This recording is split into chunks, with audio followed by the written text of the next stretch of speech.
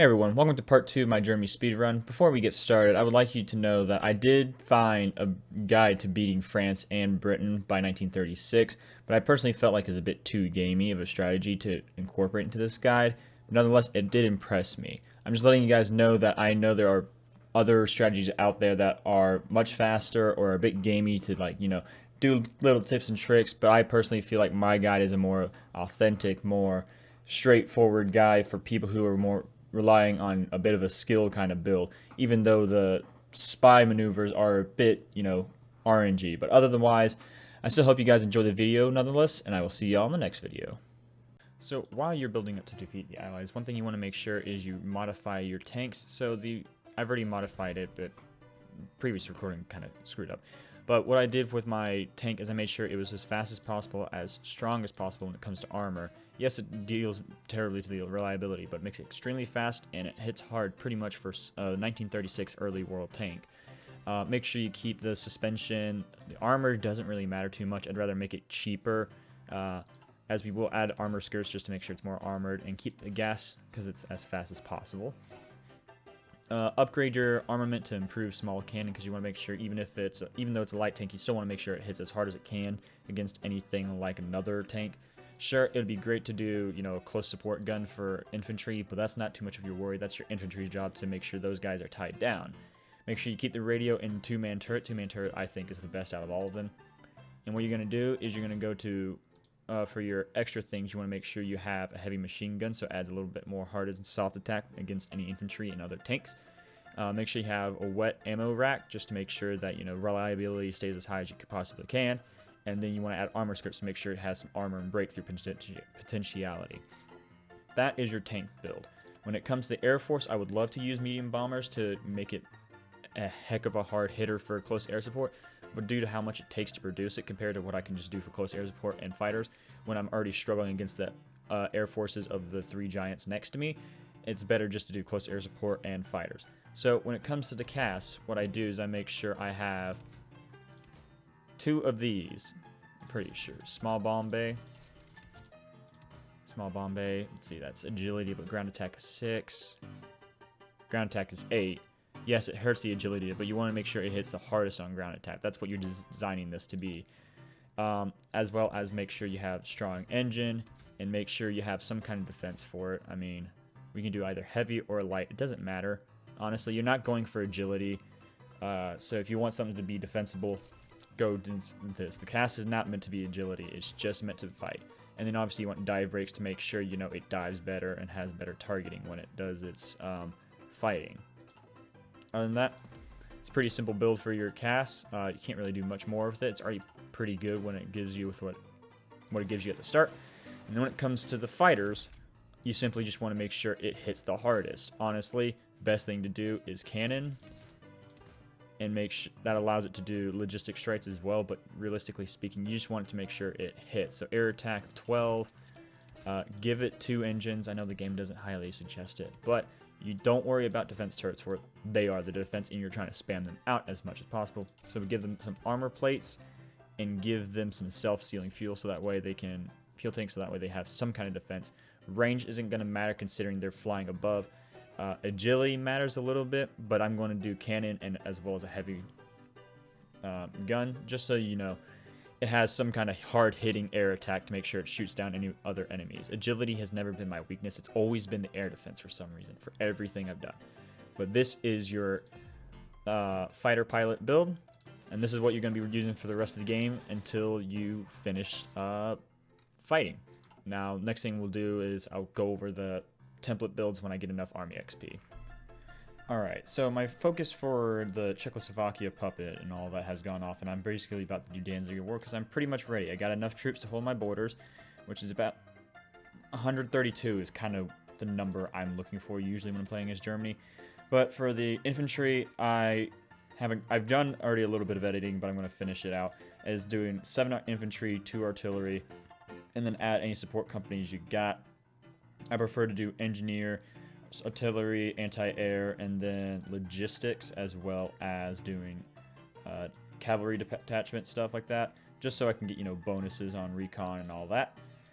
For the tanks, I do about 16 width for the start. I mean, when I finish off the Allies, I'm about to take on the Soviets, and I increase the size of it.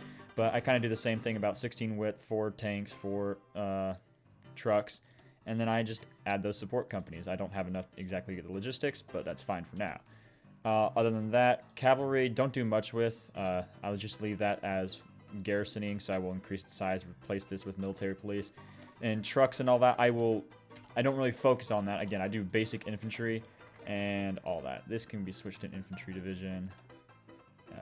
And then the mountaineers I just leave for just in case there's a mountain. I mean, they're useful and all that, but I for most just stick with infantry for now. But that's just the basic idea.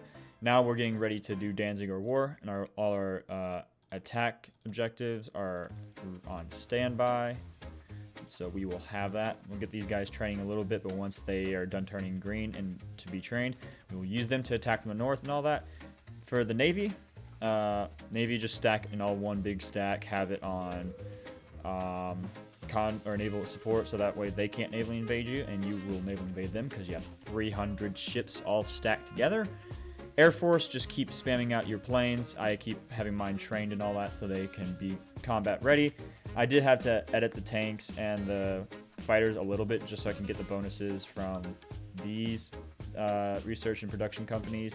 Other than that, pretty much they're the same thing. Production is going up, everything is going up, and we're pretty much ready for war. So let's just get to that part.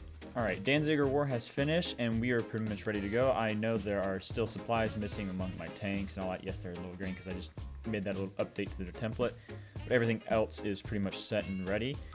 Poland obviously will never be a problem. It's always kind of here where I get an issue. Sometimes there's like a huge supply issue that happens and I can't push, and then I'll somehow break through at one point. But other than that, we're just going to take on Poland, and then you will see what happens next. So, time lapse, begin.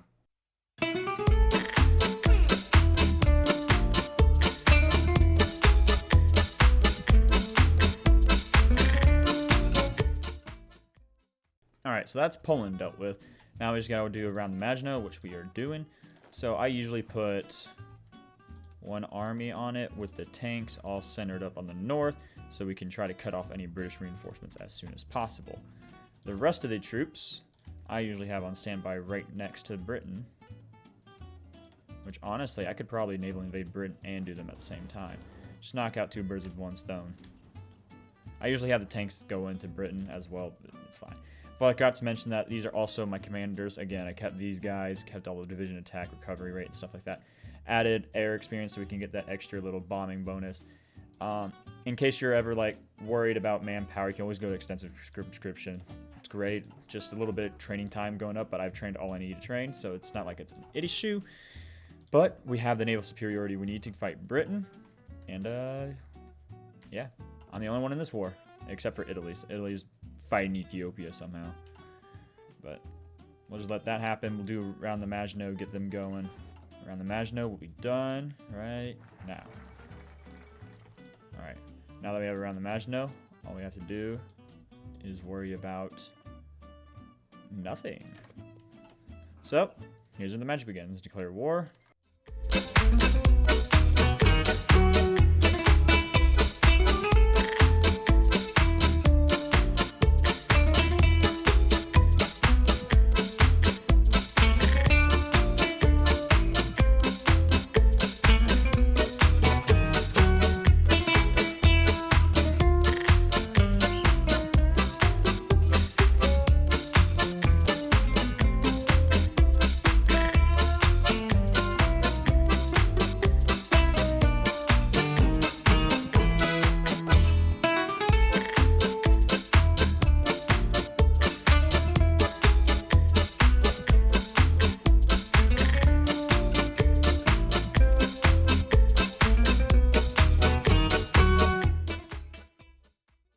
And voila! The Allies have been taken out. Look at that. I think this may be a new record for me considering the Soviet stuff. But, as always, we're going to take all this free land. Select all. And look, it's 1938. Taking out the Allies. Now, next thing is taking out the Soviets. In which that's not going to be too difficult either. Because they are not built to handle early game like this.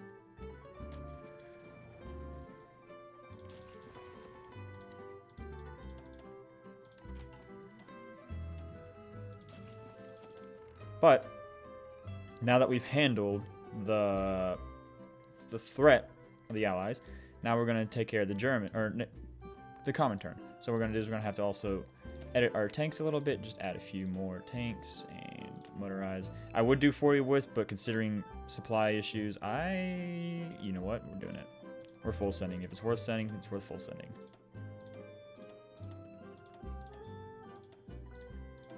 I know they are light tanks, but light tanks are speedy, and I like speed.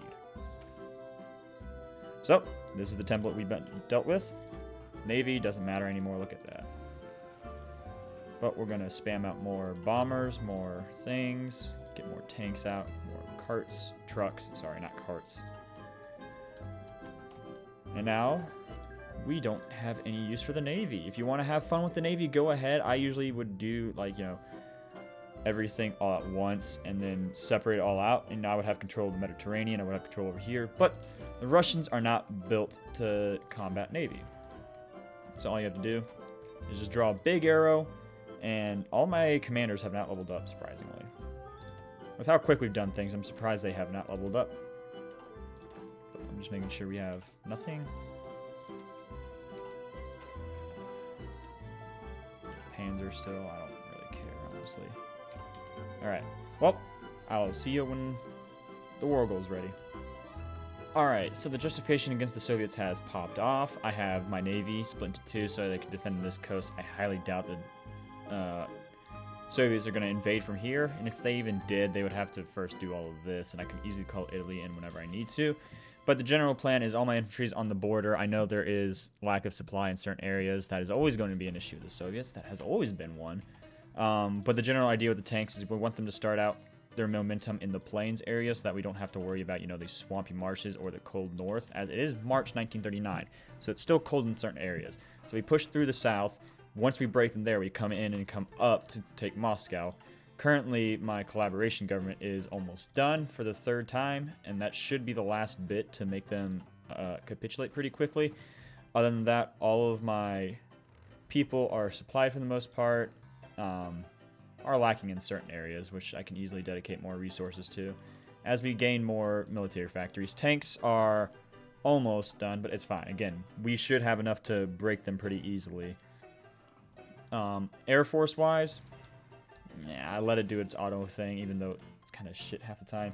But I got 1,300 fighters, almost 1,000 close air support. I don't know what the Soviets have, but probably more.